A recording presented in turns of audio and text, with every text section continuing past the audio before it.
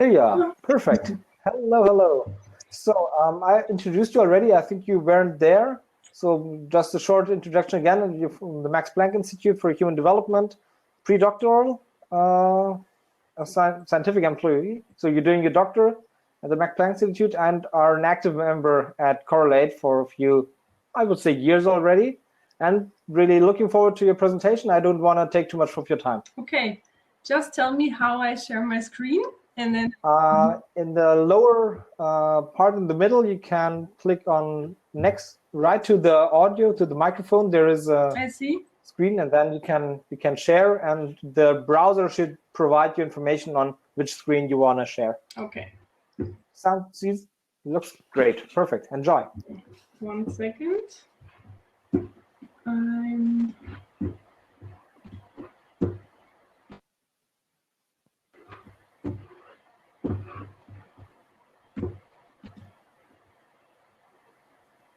looking for my notes.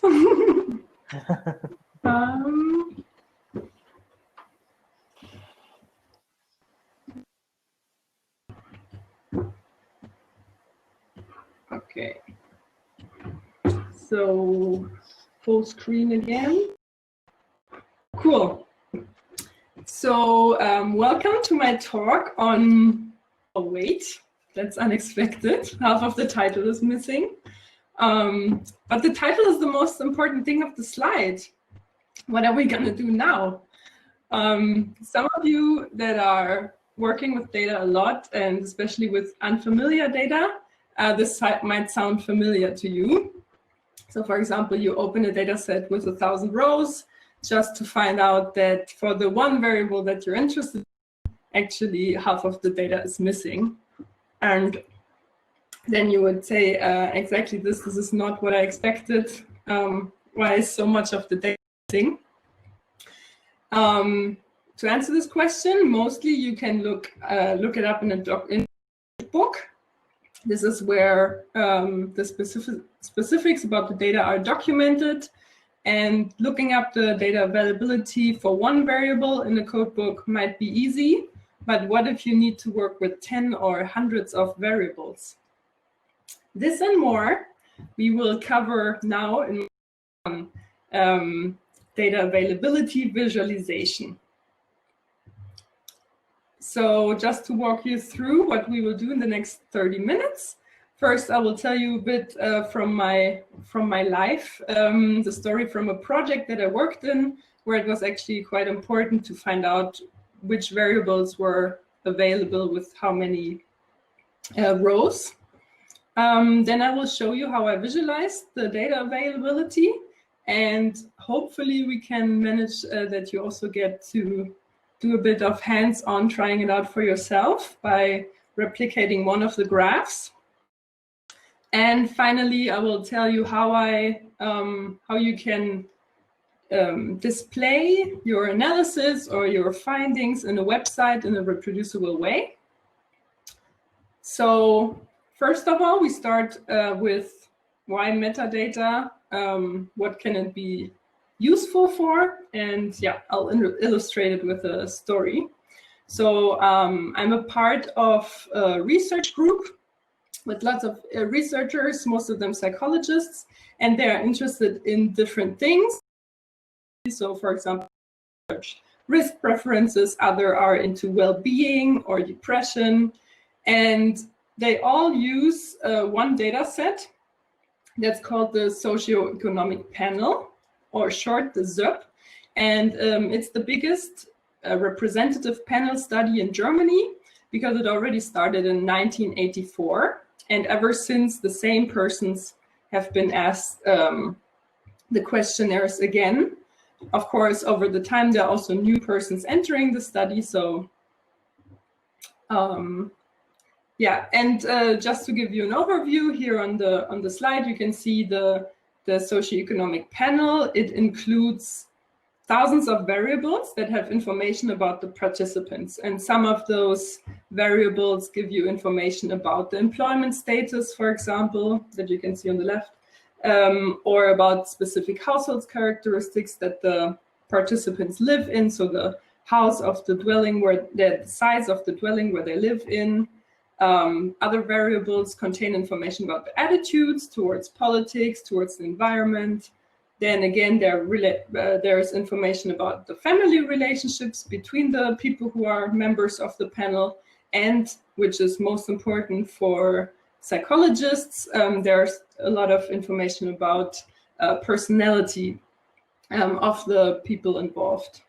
And now those people that I was working with, the researchers, they had never worked with the ZUB before, but they looked at basic statistics and basic overview of the ZUB, and to them it sounded like cool. We have a data set with a lot of participants. The participants here you can see metaphorically displayed as toilet paper. So there are lots of individuals, and actually they're available for a long time span, over 19 years. And also we have children and adults, so a lot of ages available. And when you want to do statistical analysis and try to detect effects, it's important to know what your sample size will be because you need enough power in your analysis. But with these numbers, having over 30,000 individuals over 19 years, you can easily think, there's enough data here. But then what happened is that the expectation met the reality, and the reality was that for some of the answers, the people did not want to answer or didn't know how to answer, so there were missings in the data. And some questions were only asked in a few waves. So instead of 19 years, you would maybe sometimes only have 1 year or 3 years. And that changes a lot about what you can do with the data. And then there were different questions and different variables. And some of them only covered adults, others only children. So you might not have the expected range that you thought you did. And in this case, it was actually very hard for the people who were not familiar with the ZUB data to understand now which variables can I use and how many variables, how many cases are actually available. So what we learned from this little example is that sometimes the devil is in the details. Even though you might think there's a lot of data available, when you actually get down to the variables that you need and your research question, it might be that this is not the case. And data visualization can help you to get a quick overview on the data availability of specific variables, so that you don't have to look up every little variable in the codebook to find out in which years it is available. Now I'm going to show you what I did for this research group and how I visualized the data.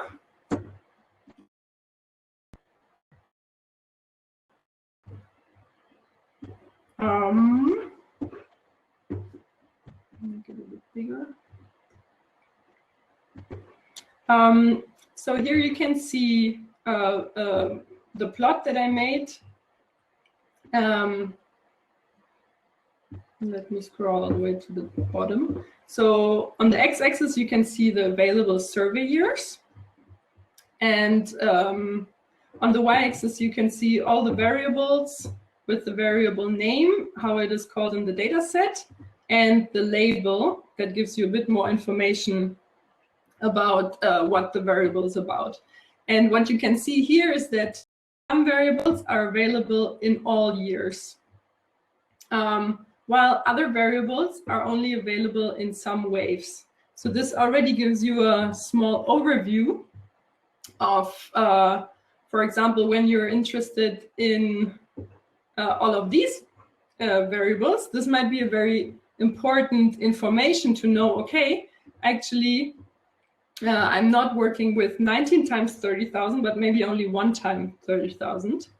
And as you can see here, it doesn't look like actually 30,000 people participated in this particular year. So I made this visualization with the variables that the researchers requested, where they said, I think this might be important. And now they can always look it up. And I did this by year, but also because some of the researchers were interested in the age availability. This visualization kind of shows you that here are the ages 0, goes up, and it shows you that for most of the variables, they're actually only available for adults, and it's only some that are also available for children. So I hope my scrolling is visible. I'm just going to quickly check. Can you maybe give me feedback in the chat if the scrolling matches with my description? More or less. More or less, yes, okay. Yes. Yeah, so this is how I visualized it. Then I also visualized it in age categories. And because it's so many variables, I also gave them, made them into categories. So if you know I'm looking at IDs, you can just straight go here. If you know you want to know something about demography, you could go to this. So this is, and here are the psychological measures. That's what they were mostly interested in. Okay. You were asked whether you can zoom in a bit. Yeah. To read the figure labels a bit better. But yeah, you will, I can also share the... This would be fantastic, yes. Yeah, the link. Then you can also look at it for yourself. Yeah, and this is already everything I wanted to show you on that. And now I made, now it's your turn basically to reproduce this graph so that you can kind of try it out a bit, and I will show you how it is made up. So I'm going to paste another link to a GitHub repository. And when you go to this repository, you can either fork the repository, which will turn it into yours. It's like a copy of mine, but then it will live in your GitHub. Or if you're not familiar with Git and you just want the data, you can go to code, click on this little file arrow, and download the whole thing as a zip data. I will give you a bit time for that. And then the next steps, when you've downloaded the zip, or you cloned, you forked the Git and downloaded it via your terminal, there will be, maybe I can also, you would look like, because it would be the zip. And here, those are the contents. And then you need to open the CorrelCon MetaVis project. So that's the next step.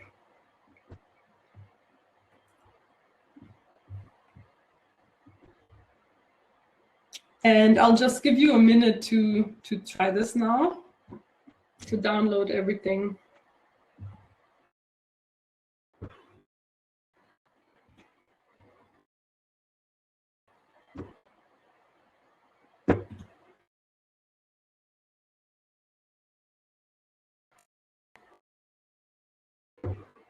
And I'm going to try to make this bigger.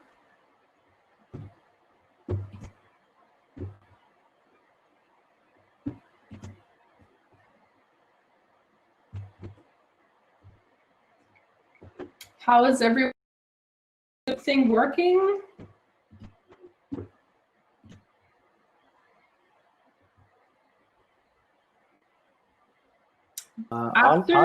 Yes. Yeah, open the R project file. It's called CorrelCon MetaVis.R project. And it will open the R Studio by itself.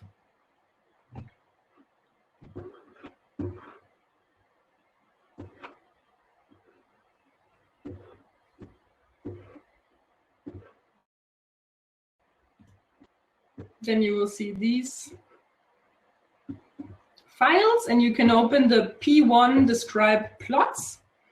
That's the file where the actual plotting happens. It go like in the other files, you can also see how I created the synthetic data, because it's not real ZOP data. There is data protection on that. But what I did is for the data availability visualization, you only need the information whether the data is missing or not. So I set all the values to 1, but the missing data to missing. And so we have all the variable names and labels, but the data itself. And this is what we then can work with. I don't know how every one of you is doing, but I would recommend our packages that installs all the packages that are needed. And here you can see the packages that are needed in the script. I did not include the tidyverse because it takes half an hour to download, so it should not take too long, especially if you already have dplyr and ggplot installed. And I'm just seeing that. Just having a bit more time. Yeah. Okay. Yeah, so I will go on to describe a bit, but the zip file should help you to follow along if you want to.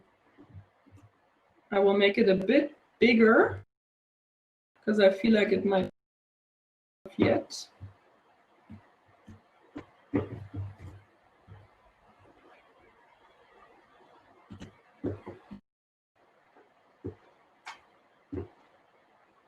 Okay, this is big now. So we start by loading the data, and it's imported in a long format, which means that all the variables have, all the persons have multiple rows for each variable, and we the NAs so that we only keep the rows that have actual data, so they are non-missing. And then there are some mutations for the label. And this is a first empty plot, basically. This is how we would start. Here we have the survey year on the y-axis, and the key name label, those are the variable names in the data. But obviously this is not what we want. We want data in it. So with geom count,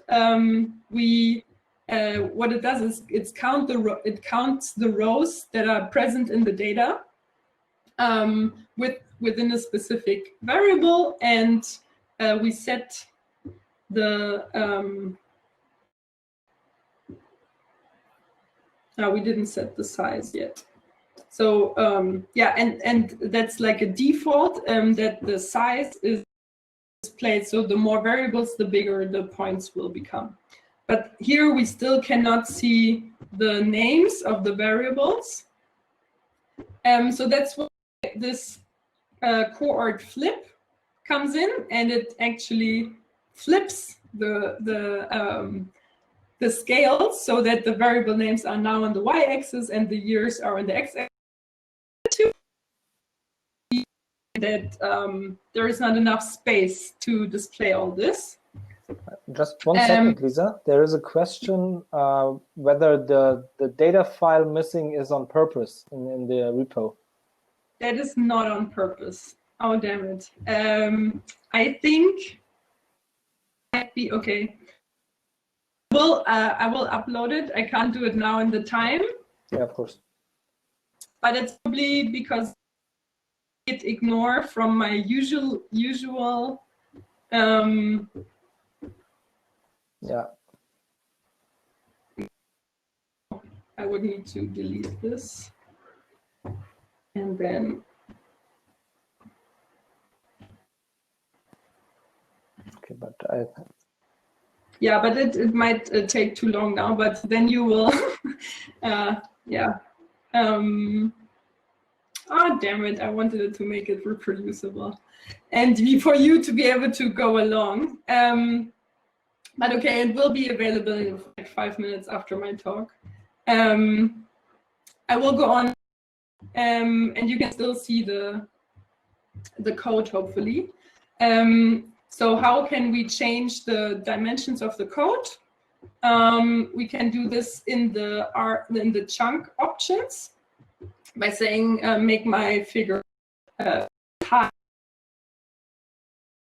Then is this, and you might not now, but on the web can be rendered in a nice visible form. And as you go along, you can. I would have asked you to play around with it a bit, also to play around with all the other options here. So maybe one thing I would point out is this in the theme. This is something I learned recently from Cedric in one of the Tidy Tuesday Correlate sessions.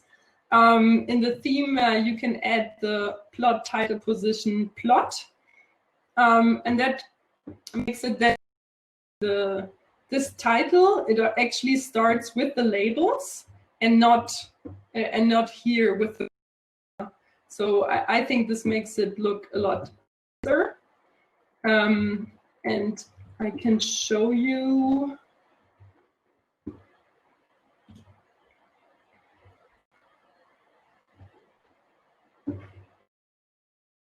So this is basically what we would try.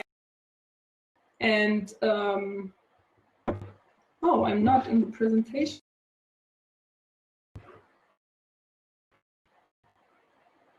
And now I will give you short insight into how to put this on a website. You can easily interact with it.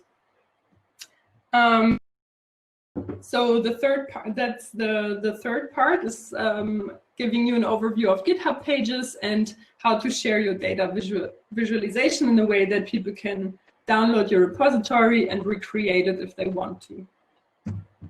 So GitHub pages is based on Git. So if you have your data and markdown pages on Git, then you basically only have to change one little thing in your GitHub repository. And the website is made out of HTML files that are generated by R Markdown files. So basically what I showed you right now was an R Markdown file. Yeah, the content is created by these R Markdown files because they collect text and graphs and links all in one format, and you can set the output to HTML document, and then when you knit it, it will produce a HTML document. One other thing you will need to generate a website, like the one I showed you from this real-life project, is a home page. So basically what you first see when you open the website. And that's why you need to generate an index HTML, and it needs to be called this way so that Git can will know this is your home page. So just generate one with an R Markdown. And you can also find it in the Git repository that you downloaded. And the third part that you need is a script called _site.r. And the script contains YAML code. And it defines the look of the website and the content of the header. I don't know how much time we have, but if we have time, I can also go into more detail to show you. I would say we have roundabout, due to the extension, around about 10 minutes now. Okay. So yeah, then I think I can show this to you. So this is the site. Oh, it's actually called site YAML because it contains YAML. And you need to call it this way. But you can just do that by creating a new script and then saving it with _site.yaml. And here it basically tells Git, in this case, or knitr, that knits the website, that you all the knitted HTML files to go to. In this case, I call it docs. So all the HTML files generated in this repository will land in the docs folder. And then there is the option to create a navigation bar that's on top of the website. I can show you.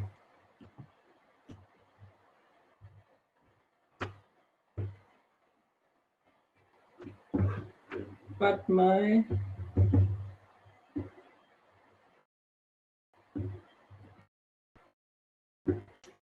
so the navigation bar is basically this here, and this is defined in the YAML header. So gene analysis, preparation, this is what you will then see here. And then with the href, you link it basically to the HTML files generated by your markdowns. And here you can kind of say what theme you want to have. So theme cerulean says the header is blue, and how data sets are supposed to be printed when knitted. Yeah, and those are basically, yeah, and then one last important ingredient. And I think it already came up. That's the folder where you put all your HTML files, and that's what you tell then Git to look for.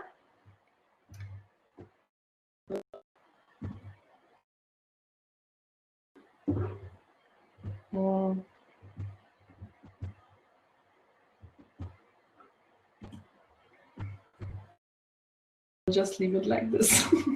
So for example, if you want to, you have generated your markdowns, you put them all in one file, and now you want to be able to show it to the world to generate the website, and you can go to the settings.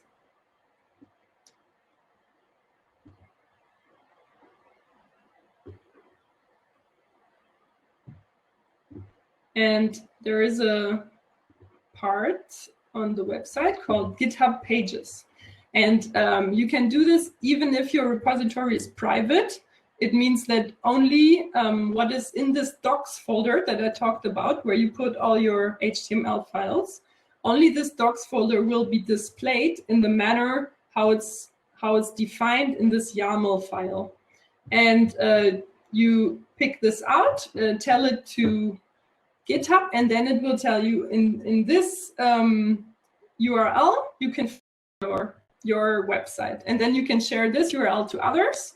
And here we see the content of the Git repository that I shared, that you should also be able to generate once I share the data. So this is what we went through just now. And with GitHub Pages, you can share. So wrapping up now, I think. My presentation doesn't, yes. So recapping what we heard in my talk so far is that metadata can help you guide your expectations about research and about what's available in the data. The devil is in the detail. You actually need codebooks data to help you know what data is made of. Data visualization overview on what's there and what's not. And GitHub Pages can allow you to easily share it with others. So that's it from me. Thank you very much for listening, and I'm here for questions now.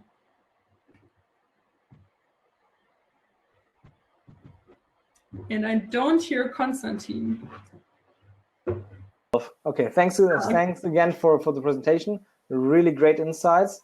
Also great to see how easy it can be to visualize a SOAP data set, because I know this very well, and it can be really a pain to find the variables you need. We have already one question from Arndt. He was asking whether you can use our Markdown and GitHub Pages to create an own personal web page. as well. You can. There's actually a really good. I forgot the name. I can find it out again. But there's like a package. I think it's called My CV. No, not. I'm not sure, but there is definitely ways to do exactly this, to have your own personal website. And there is also like a predefined setting that's called academic, and it already sets up a whole repo for you where you can paste your CV, and it will allow you to update everything in RStudio and actually see in the previewer panel in RStudio to see how your website looks like. And then by pushing it to Git, you can update your website. It's also scalable for mobile and laptop. So like big screens and small screens, it works well on both. Perfect. That sounds great for a lot of people wanting to have a simple personal webpage. So thank you very much, Lisa.